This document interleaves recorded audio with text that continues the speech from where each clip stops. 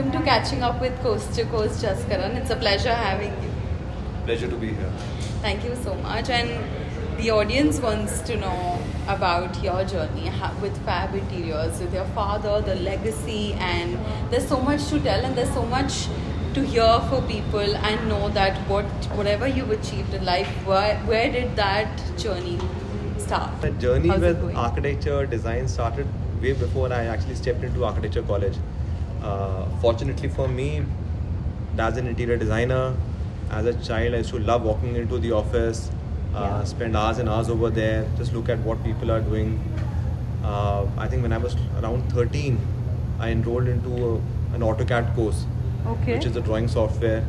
You were And just at- 13? Yes, and at that time it was uncommon even for qualified architects to be doing courses on AutoCAD. Had a great time, learned AutoCAD, started making my first drawings back in class 9th. So when I went into architecture college, I pretty much knew how to use the tools required for preparing drawings. And at least that's one thing in which my commitment was very high. Wow. I was again lucky enough to get through to a good architecture college in Delhi. But even if I had, let's say, not been able to get through to that particular college, it could have been any college, any city in the world. Yeah. I really wanted to do architecture, and this I was very clear about. So there was not like any one particular moment. It was just a gradual slipping into the role, basically. You know. This Uh, is your I can't- passion and interest that you figured early on. This is one thing I can't remember a time when I didn't want to be part of this industry. So there was no eureka moment. Not really. Yeah. No, yeah. never. It was embedded in you that you want to be in this creative industry. Is it? Yes. Long before I could differentiate between architecture and interiors, I knew I wanted to be part of this field of designing. Yes. Very nice. What have been the challenges, Jaskaran? Because we all hear about the glamorous life. We keep seeing everything, nice projects coming out, nice pictures, videos, but there's so much that goes behind all of this. So tell us the basic challenges that you have, even if your dad was in the business, but still you got to face that. And what were those? I think not just for me, but as Yeah. an industry, the main challenge that we face is the final delivery on the ground has to be done by people who are, of course, have limited education, limited expertise. They could be doing farming maybe a couple of months in a year, and then coming back to cities and doing carpentry, stone laying. So working conditions is another issue. People have to work in conditions which are sometimes very hot, very cold. Yeah. So the delivery on ground still is a major concern. No matter how well you do the documentation, there is a challenge in interpretation. So last mile delivery, I think, remains a problem for all of us. I think we're getting better over time, Yeah. but it'll take us a while to catch up with the rest of the developed world. Yeah. Other challenges could be that now, which is a challenge and an opportunity, Yeah. that people's aspiration, those have really expanded now. And that's, I think when challenges come up, we also come up with better solutions. True. So, but then perhaps it's the pace of these new aspirations coming up is fairly high. And for us to assimilate it together, especially when we're doing something like a home, Yeah. when each family member has their own desires, which keep on shifting Yes, yes. as the project progresses. Yeah. So I think just being perhaps a stable one in the team and crafting a solution which works for the entire family, entire group, that's another challenge that one has to really manage. Yeah. Tell us more about Fab Interiors. How did it start? And your journey with your dad, how it's been like. Dad started, in fact, his first job right after his professional education, was working with the Oberois. Okay. Right. So he spent, I think, quite a few months at what used to be the Grand Palace in Srinagar. That wow. That used to, before it became. Which is the Lalit now. Yes, used to be an Oberoi property, Yeah. and designed the new wing over there while he was employed by the Oberoi group. So, and then he founded Fab Interiors in 1976. 1976. 50-year-old really. I mean, Wow. I don't think not many design houses I can say that have survived 50 years in this business, you know, half a decade. It's commendable, really. And to just carry on, you know, With a legacy. consistently. Yeah. That's, I would say that's entirely his commitment to his work, which is, we believe, many times higher than mine. Today also he'll start working probably at 4 or 5 in the morning. Oh my God! Wow. By about 10 or 11 in the morning, he would have already prepared a set of drawings, reach office, stay in office till late. But his commitment to work is phenomenal, and very fortunate for us that we've had a chance to look at this up close and do whatever we could learn from him and then implement in our professional practice also. So the creativity and discipline is flowing in the blood. And like they ask, like your dinner table conversations are all about projects and work and finishes and materials. Is that what it is? Yes and no. Sometimes it is.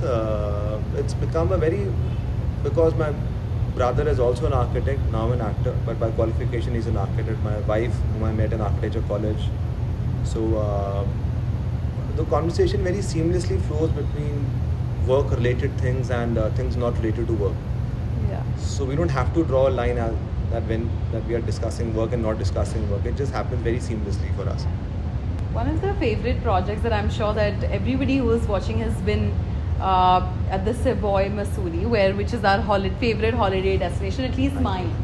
I can vouch for that. But then, and you know, I still remember that even when I was a child, and then you know, every year we would just look forward for a vacation because Missouri is like the nearest place to Delhi where you can go.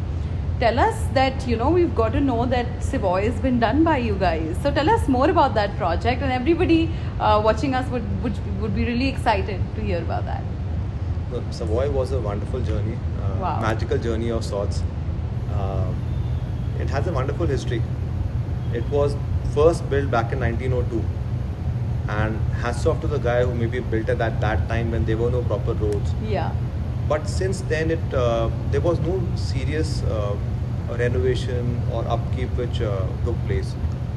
And when we were asked to, let's say, design the project, it was completely in shambles. It was in ruins. Unfortunately, because of rumors going around, it was listed as one of the haunted properties. Oh shucks, okay. Yeah. When was this, around which time? This is about 2010, 2011, maybe around that Yeah. time. And with all these rumors going around, we stepped into the project. It was challenging because there were no existing drawings Yeah. built back in the day. It was all stone masonry, huge walls. Didn't have provision for air conditioning, modern day plumbing, electrical, all those things.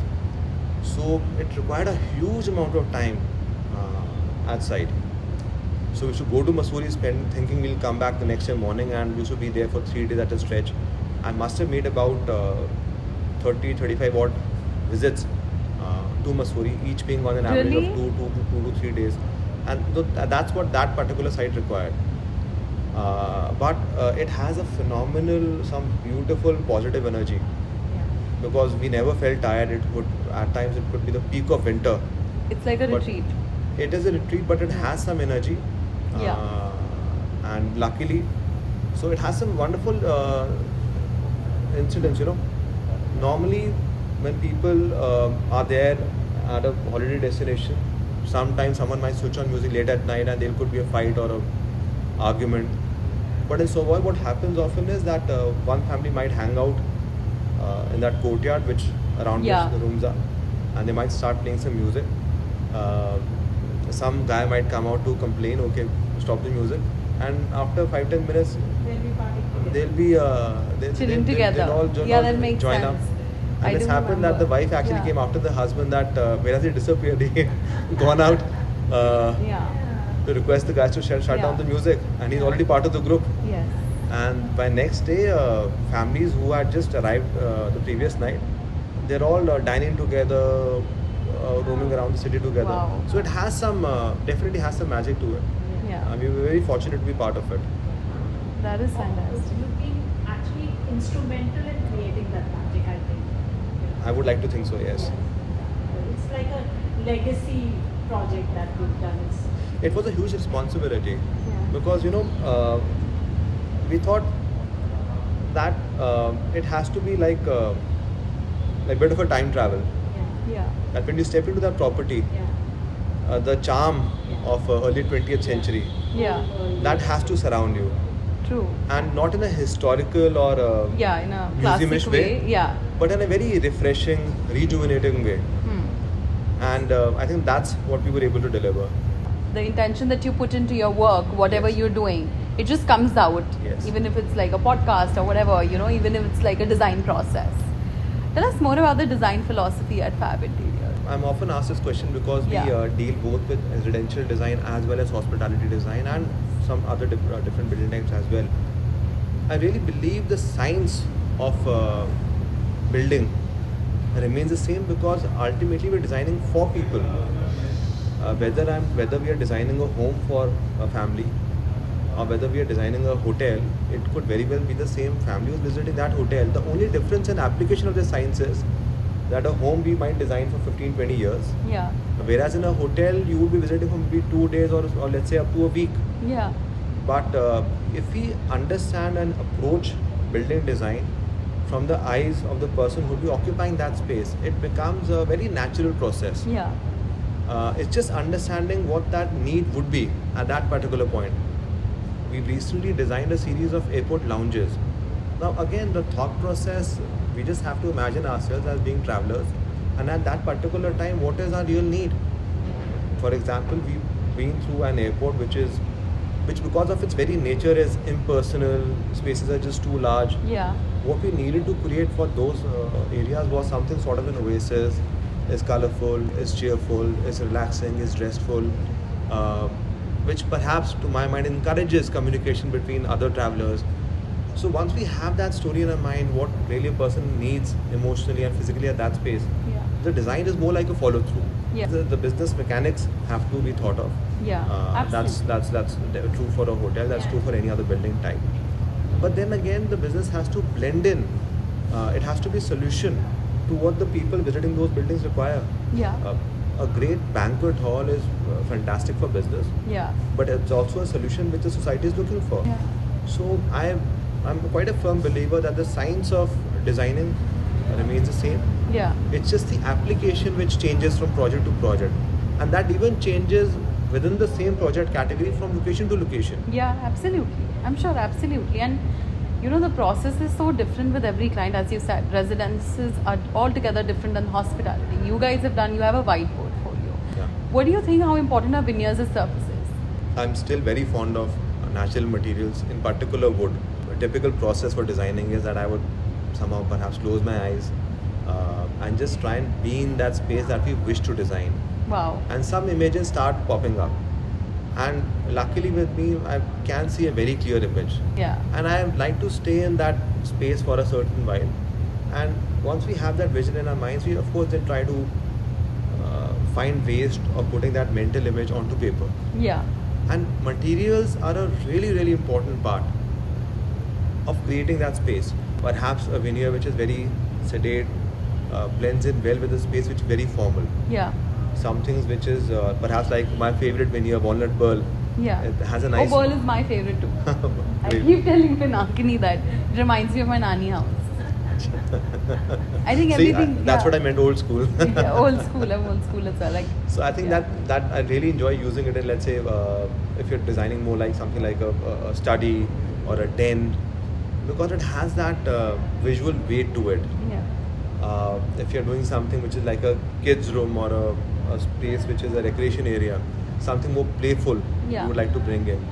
So that's how we really bring in materials into a project, into our individual spaces, by imagining what a material will fit in better with the mood of the space. And each space actually in a house, in a hotel, in any kind of space requires a certain mood. In a bedroom, we want to be more restful, more relaxed. Yeah. Hence, that's the mood we're looking for. In a party area, looking for something more exciting, more dramatic, Yes. more dynamic. Yes. And hence, those materials will flow in accordingly. Yeah. So that's how and sometimes, also what happens is when we look at a material, it also sparks off certain ideas. True. Agree. There is no fixed particular way of designing. Yeah. We are happy to go whatever direction works better for us. I'm happy to take that. Just spill the tea with what happens at Pyramid Tea. I have never ever seen another office like that. They have Zumba classes. Oh wow. They have yoga classes. 3 to 4 we can't see you because we have a Zumba class. The whole team there's an instructor there. They're all dancing. There's music happening. They're all dancing together. It's amazing. I've not seen an office like that in India, especially. Thank you. Thank you for that. Tell But us more whose idea was it? so these ideas, the ones which have worked out and the ones even which haven't worked out, mostly have been mine. Typically, any person working in any office, the schedule is 8 to 8. By the time they leave home and reach home, Yeah. it's an 8 to 8 situation. Yeah. So I feel there is hardly any time left for any physical activity, exercising. So we started doing Zumba, worked out really well. We then in fact switched from Zumba to yoga because yoga had realized we'll have more takers and it did help the people a lot. This was my idea, yes. You have a cafeteria also. Yes, we started providing lunch in office I think a couple of years. It's Oh been wow. a couple of years, yes. That is amazing. So the idea was to whatever, let's say, hassles we can take away from each of our team members' lives. We want to try and do that step by step, bit by bit. So let's say exercise 2 times a week, I believe is better than 0 times a week. Yeah. Lunch is another thing. If it's not such, they don't have to really come to office with lunch boxes or let's say Yeah. think about it when they have to leave for work. True. And gradually wish to really expand on this philosophy. So nice. How important is team building in an interior design office or in an architect's office? It is impossible to deliver a good project without good teams. What is the right way to do team building? I do have ideas for it. I may not have a clear answer for it. Yeah. I'm not a big fan of, for example, team building exercises. We've had quite a couple of office trips where in one we've gone to Naukuchya Tal next to Nainital. Then we went to a place next to Jaipur. Yeah. And while this idea of team building exercises came about, I was strictly against it. I thought when we are visiting a place as a team, we should visit there as friends Yeah. and not really impose upon more exercises to be done. But that's my take on it. Perhaps it might be working out very, very well. Yeah. But I never could actually come to terms with the fact that we go out and we wish to. See, I believe inside the office there are hierarchies that people build up in their minds. Yes. That's largely because of the roles. Yes. It could be, let's say, hierarchy between seniors, juniors. Could also True. be division between, let's say, architecture team, interior team. True. I think once they step out Yeah. of this work environment, then they start seeing each other as regular people. And then that's when I think there is the maximum potential of bonding happening is there. Yeah. Even for us to, let's say, bond with the team, the office is not the best environment because they will always be looking at me as someone who's, let's say, giving out orders, giving out instructions. Yeah. So stepping out, spending some time together, Yeah. not talking about work at all, I think is a good way of doing team building. Lovely, lovely, lovely. That's a fantastic thought. What I get when I meet people like you who are successful, and they are because of the team that they've built and the leadership quality that they have, which is fantastic. Ashmit is great at finding the right balance between poetry and philosophy. He does absolutely. And any thoughts on Mid-Journey and AI and how AI is going to take over design? Because it's a very tricky situation that we are in, and these are waters that we haven't tested temperatures. See, AI will definitely play a very, very important role, and as time progresses, the role will keep on expanding. Yeah. But so we are using AI technology a fair bit. We are using Mid-Journey. We are using some other AI tools as well. But I think the burden of the final decision Yeah. will still be on the designer or the architect. Absolutely. What AI will definitely enable us to do in future is to start designing better buildings, Yeah. start addressing more complex problems. which wasn't, let's say, which wasn't possible without AI. Yeah. The same thing is true when computer-aided tools came in. Yeah. What was feasible with hand-drafted drawings, it really changed when we started using computers. So similar situation, but of course, the leap in technology is now huge. Yeah. Now, along with our own mind, we have AI applying its own mind on the building which are still at the design stage. I think it's important to make any of these important tools a part of your arsenal. Yeah.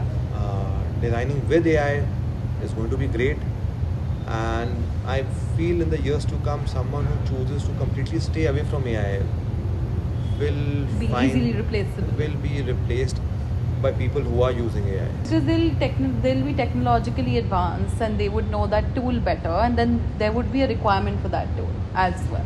Bringing into the last bit of the podcast, there are a lot of budding designers, architects that are starting their careers out and would love to have. I can share what has worked for me Yeah. and what my learning has been, I Yeah. believe. But understanding buildings in the sense of how people interact with them is very important. Often I've seen people separating the two, of looking at buildings as something which as more like a visual composition, as a visual experience, but not doing a deeper dive into how, let's say, an individual would interact with a building, an indoor environment or an outdoor environment. To be a good designer, to be a good professional, I think in any field you have to understand life better and people better. We spoke about AI and learning Yes. those tools is Yes. important, but I think of far greater significance is understanding people. Yeah. I think once you start observing that, you could be at any place, any part of the world. Yeah. Your understanding of architecture, interior design will keep on improving and enhancing. Yeah. So basically, what I get is be psychologically aware of the other people's emotions as well.